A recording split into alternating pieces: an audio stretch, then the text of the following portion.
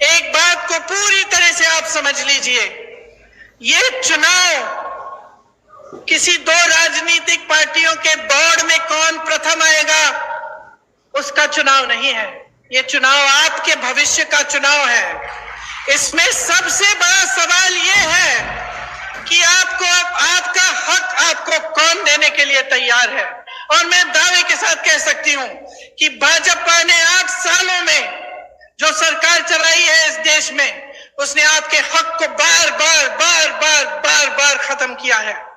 जिन बड़े बड़े उद्योगों से आपको रोजगार मिलता था, उन्हें चुपचाप से एक के बाद एक अपने बड़े बड़े उद्योगपति मित्रों को सौंप दिया।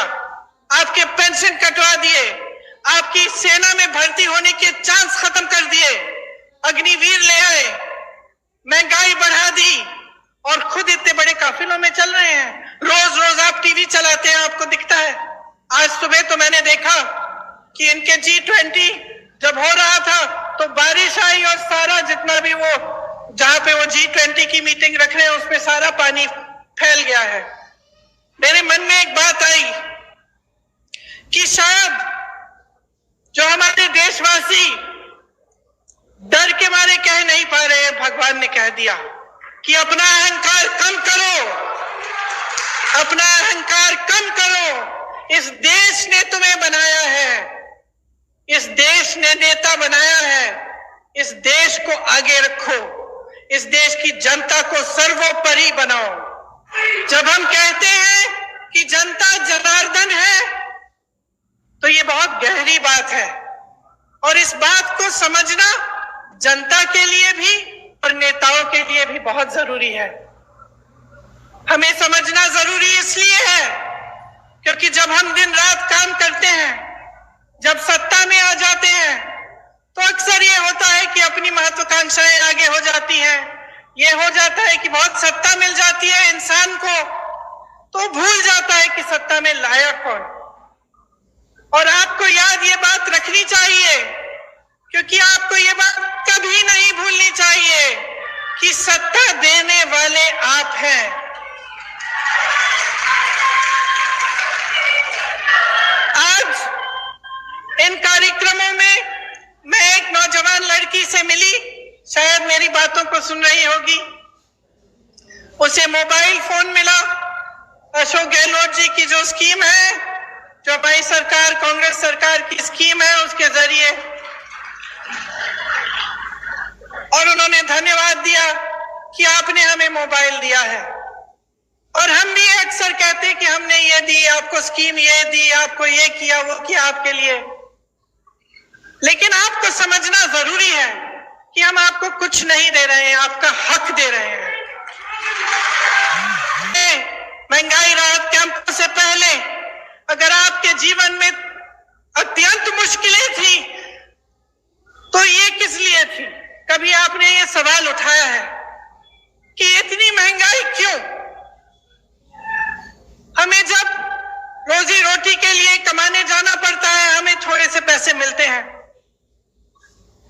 हम जब दुकान जाते हैं कुछ खरीदने के लिए, मन में शायद बात होगी आपकी मेरी बहने कि आज मैं सब्जी बनाऊंगी, दाल बनाऊंगी, रोटी बनाऊंगी, तो आप इस आशा से जाती हैं दुकान की आपको दो चार चीजें खरीद के आएंगी। लेकिन हमेशा आप वापस आ जाती थी आधी चीजें लेकर। गैस का सिलेंडर आज देश भर में 1000 रुपए का है। कौन खरीद सकता है? क्या आप खरीद सकती हैं? यहां पर राजस्थान की सरकार ने आपको 500 में क्यों दिया है सिलेंडर? क्योंकि देश भर में जो महंगाई है उसकी भाजपा के नेताओं को कोई परवाह नहीं है। जब घर पर कोई बीमार पड़ जाता है, अस्पताल ले जाना पड़ता है, इलाज कराना पड़ता है, तो एक तो बीमारी का टेंशन होता है कि किस तरह से इलाज होगा, दूसरा हम कितने पैसे लगेंगे, तीसरा कि हम कमाएंगे कैसे इनका इलाज कराने के लिए। इसी तरह से कोई घर में एक कमरा बनाना हो, डर लगता है कि कितने का होगा, हमारे पास इतने पैसे हैं कि हम खर्च कर सकते हैं, बारिशें आ रही हैं, पानी चू रहा है ऊपर छत से, छत की मरम्मत करने के लिए आप 10 बार सोचते हैं कि करना चाहिए कि नहीं, हमारे पास शायद पैसे नहीं होंगे। ये नौबत क्यों आई है आज इस देश में कि प्रदेश की सरकारों को महंगाई राहत कैंप लगवाने पड़ रहे हैं, जब पूरे विश्व में तेल की बड़ी बड़ी कंपनियां खूब मुनाफा कमा रहे हैं और यहां भारत में भी, तो आपके लिए तेल इतना महंगा क्यों? आपने ये सवाल उठाया है, आपको ये सवाल उठाने पड़ेंगे कि ये सब जो आपको दिख रहा है इसमें असलियत क्या है। आपने देखा होगा हिमाचल प्रदेश में खूब बारिश आई, बारिश की वजह से टीवी पे आपने देखा होगा इतने सारे लोगों के घर गिर गए, खूब भारी नुकसान हुआ, जनता ने झेला ये नुकसान। हमारी सरकार ने प्रयास किया कि उनकी मदद हो, लेकिन प्रधानमंत्री जी के मित्र बड़े उद्योगपति अडानी जी ने क्या किया? जो सेब को उगाते हैं, जो सेब की पेटियां हैं, उनको बेचने के लिए जब किसान गए तो उन्होंने दाम घटा दिए, खरीदने का दाम घटा दिया। जिनको अपने घर बनाने पड़े क्योंकि इतनी बर्बादी हुई, घर पे घर गिर गए, जिनको अपना घर बनाना था, सीमेंट खरीदने गए, अडानी जी ने सीमेंट का दाम ऊपर कर दिया है, बढ़ा दिया है। और इनके पीछे कौन है? इनके पीछे हमारे प्रधानमंत्री हैं, जिन्होंने इस देश की पूरी संपत्ति अपने उद्योगपति मित्रों को दे दी। अब इस देश की संपत्ति किसकी संपत्ति थी? आप ही की संपत्ति थी। ये मेरी बैठी बहनें जो बैठी हुई हैं, इनकी संपत्ति थी। आज अगर पुरानी पेंशन के लिए सरकारी कर्मचारी रो रहा है तो क्यों रो रहा है? क्या उसका हक नहीं था कि 20-25 साल नौकरी करने के बाद उसे पेंशन मिलता, उसे सुरक्षा मिलती अपनी जीवन की, अपने परिवार के लिए? क्यों छीना गया ये? और जब इसको देने का समय आता है तो ये केंद्र की सरकार क्यों कहती है कि हमारे पास पैसे नहीं है? क्योंकि इनके जो बड़े बड़े उद्योगपति मित्र हैं, उनके हजारों करोड़ों के जो लोन हैं वो ये माफ कर रहे हैं, उनसे कुछ नहीं लेते। और यहाँ आपका पेंशन छीना जा रहा है, आपके रोजगार छीने जा रहे हैं। यहाँ के कितने वीर नौजवान हमारी सरहद पे खड़े होकर हमारे देश की सुरक्षा को देखते हैं, अपनी जान देने के लिए तैयार होते हैं। और केंद्र की सरकार ने क्या किया? अग्निवीर स्कीम ले आए। अग्निवीर स्कीम ले आए कि 4 साल बाद आप घर जाइए, नौजवान ट्रेनिंग करेगा, काम करेगा।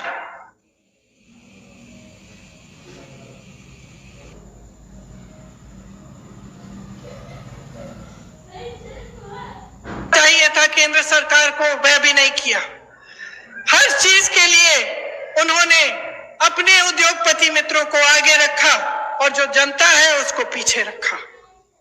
आज ये स्थिति है कि 45 सालों में सबसे अधिकतम बेरोजगारी आज है हमारे देश में।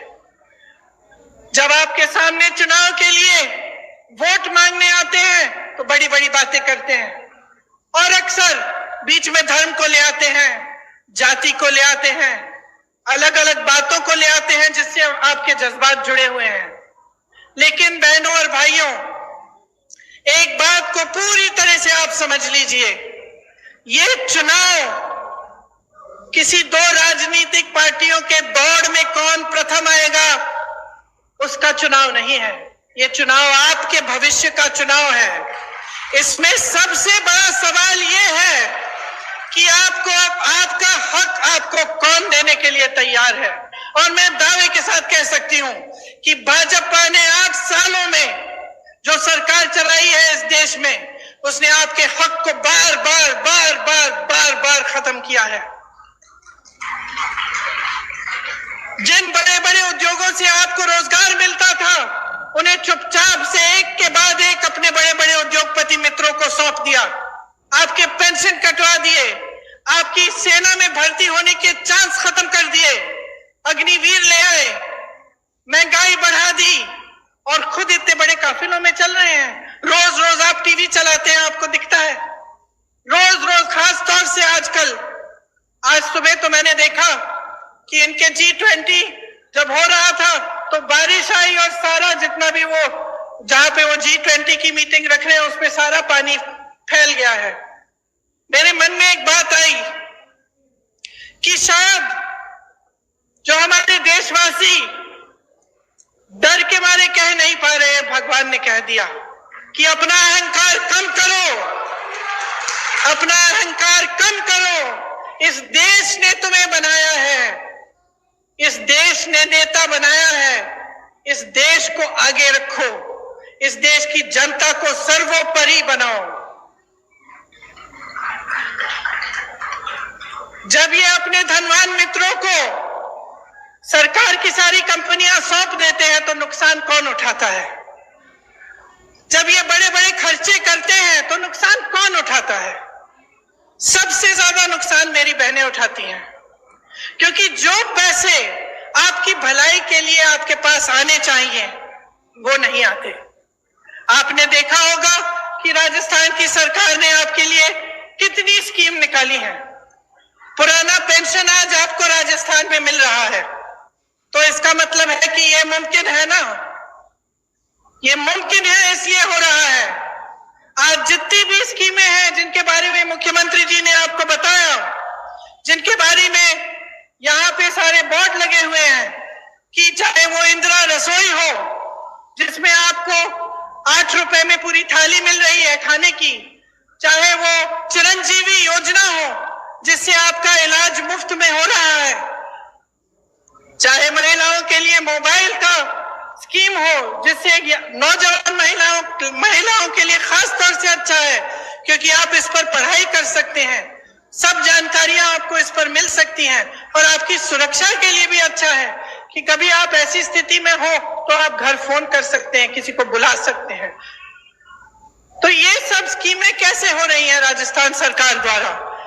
ये तभी हो रही हैं क्योंकि ये जो पैसे हैं सरकार के पास जो होते हैं ये आपके लिए होते हैं। जिस सरकार की नीयत सही होती है वो इस संपत्ति को आपकी भलाई के लिए खर्चती है, और एक ऐसी ही सरकार आज राजस्थान में कांग्रेस की सरकार, अशोक गहलोत जी की सरकार है।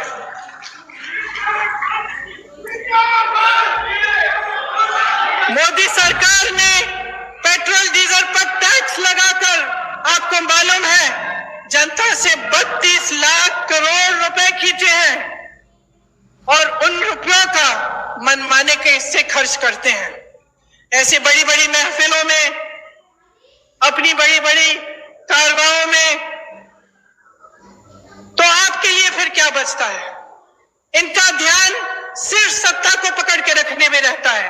आपने देखा होगा कि कितनी सरकारें इन्होंने ऐसे ही गिरा दी, किसी को पैसे खिला के, किसी को धमका के, किसी को डरा के।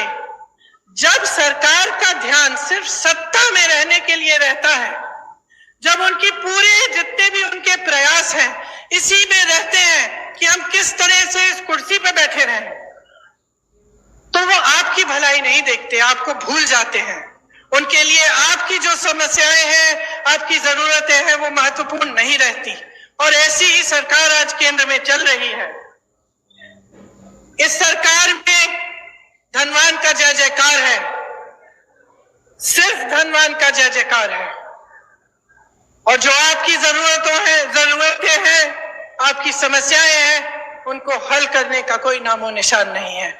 इसीलिए इतना बोझ प्रदेश की सरकारों पर पड़ रहा है कि हर चीज के लिए आपको, आपके लिए राहत दिलवाने के लिए, आपकी मदद के लिए, आपकी सहायता के लिए इनको करना पड़ रहा है, और ये सही भी है।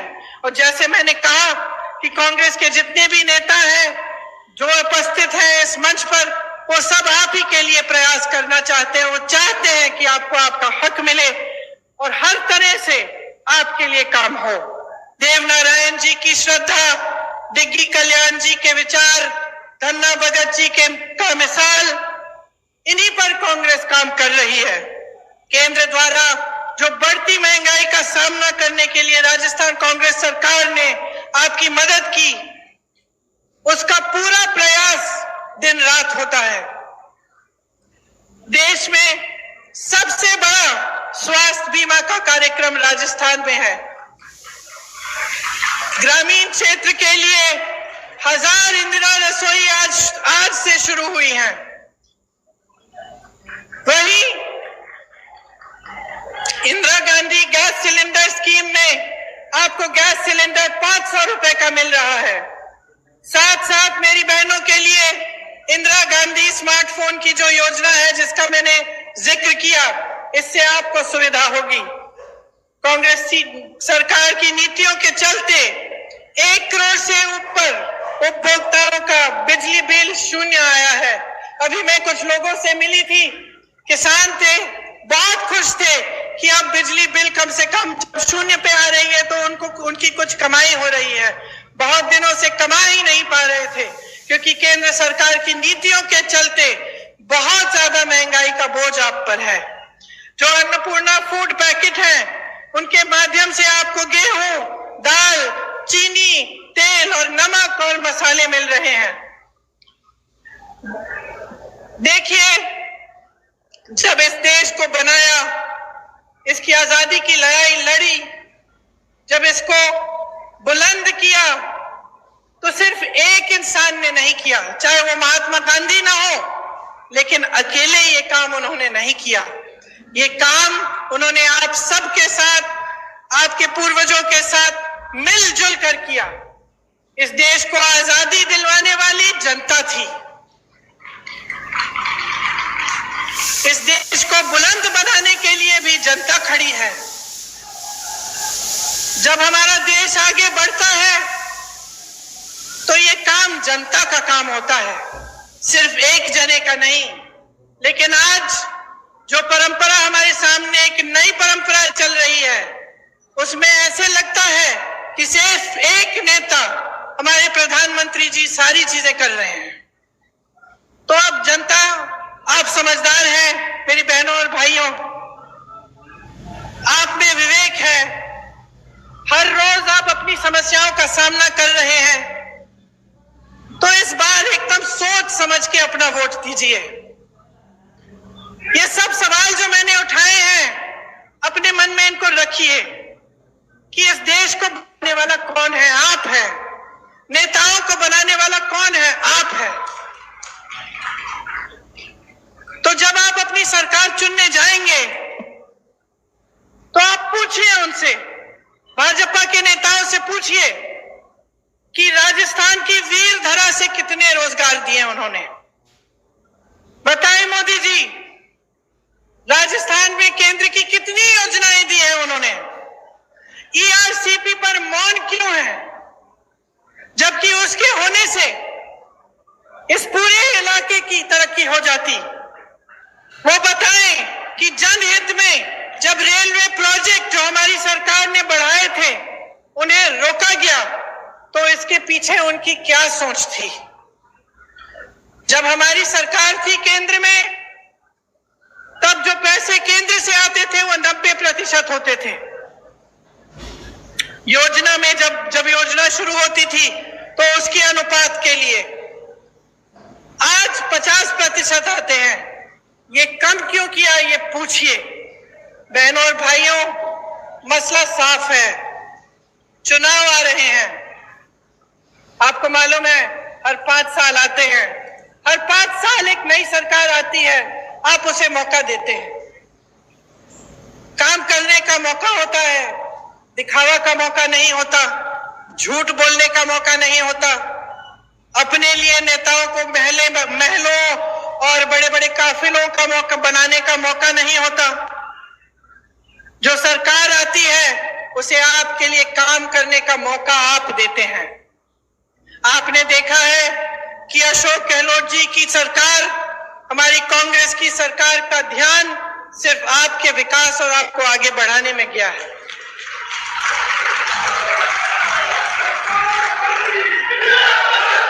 आप अपने अनुभव से ही देखिए कि भाजपा की सरकार, उनकी नीतियां सिर्फ अमीरों को आगे बढ़ाने के लिए हैं, गरीबों को, मिडिल क्लास के लिए कुछ नहीं है इनकी नीतियों चुनाव में। मोदी जी विदेश जाते हैं, वापस आते हैं, कहते हैं कि बहुत हमारे देश का आगे बढ़ा है, हमारा देश, हमारा मान इतना बड़ा है। बाद में आपको पता चला कि वहां गए और उनके उद्योगपति मित्रों के लिए वो डील कराए आए हैं और बड़े बड़े उद्योगपतियों को खूब वहां से बिजनेस मिल रहा है। तो आप ही बताइए कि आपको ऐसी सरकार चाहिए जो सिर्फ गिने चुने अमीर लोगों को आगे बढ़ाए, कि आपको एक ऐसी सरकार चाहिए जो आपके लिए महंगाई के राहत कैंप लगाए, जो आपके लिए इंदिरा रसोई जैसी योजना लाए, जो महिलाओं को मोबाइल फोन दिलवाए, जो किसानों को आगे बढ़ाने के लिए, उनकी कमाई को बढ़ाने के लिए बिजली के बिल माफ करें, उनके कर्ज माफ करें। यह निर्णय आपको लेना पड़ेगा और ये एक बहुत बड़ा निर्णय है, इसको हल्के में मत लीजिए। जैसे ही भाजपा की सरकार राजस्थान में वापस आएगी, आप देखिए ये सारी स्कीम बंद हो जाएंगी। जितनी भी अच्छे काम कांग्रेस की सरकार ने किए हैं वो सब रुक जाएंगे। इसीलिए ये चुनाव जब आएगा, अगर आप अपने विवेक को इस्तेमाल करके सोच समझ के वोट नहीं देंगे तो आप अपना ही नुकसान करने जा रहे हैं। मैं यहां मंच पे खड़े होकर आपको कहना चाहती हूं कि ये देश आपका है, प्रदेश आपका है। जैसे मैंने शुरू में कहा, दुनिया भर से लोग आपके प्रदेश में आते हैं। आपकी वीरता अपार है, आपका संघर्ष अपार है। आप जानते हैं कि इस देश में जो नेता आते हैं वो दो तरह के होते हैं, क्योंकि आपका अनुभव अपार है। आप शुरू से देखते आ रहे हैं कि कैसी सरकारें आपके प्रदेश में चलते हैं, कैसे नेता होते हैं। दो तरह के नेता होते हैं बहनों और भाइयों। एक जिसका धर्म सेवा होता है, जो समझता है कि जनता ही सर्वोपरि है, और दूसरा जिसके मन में लालच, अहंकार और महत्वाकांक्षा होती है। इसीलिए आज इस मंच पर खड़े होकर मैं आपसे आग्रह करती हूं कि आप ऐसे नेता चुनिए जिनके मन में अहंकार नहीं, आपके लिए श्रद्धा हो। आप ऐसे नेता चुनिए जो आपको भूलकर आपकी मुश्किलों को बढ़ाने का काम न करे, लेकिन आपको हर रोज सुबह याद करे और आपकी मुश्किलों को कम करने का काम करे। आप एक ऐसी सरकार चुनिए जैसी कांग्रेस की सरकार 5 सालों के लिए राजस्थान में रही है, जो आपके लिए, आपकी राहत के लिए, आपकी सहायता के लिए दिन रात एक करे। आपको बहुत बहुत धन्यवाद। इतनी गर्मी में आपने बहुत ध्यान से मेरी बातें सुनी। आशा है कि आपके मन में ये बातें रहेंगी और आप चुनाव के समय इन्हें याद रखेंगे और कांग्रेस पार्टी को विजयी बनाएंगे। बहुत बहुत धन्यवाद। जय हिंद।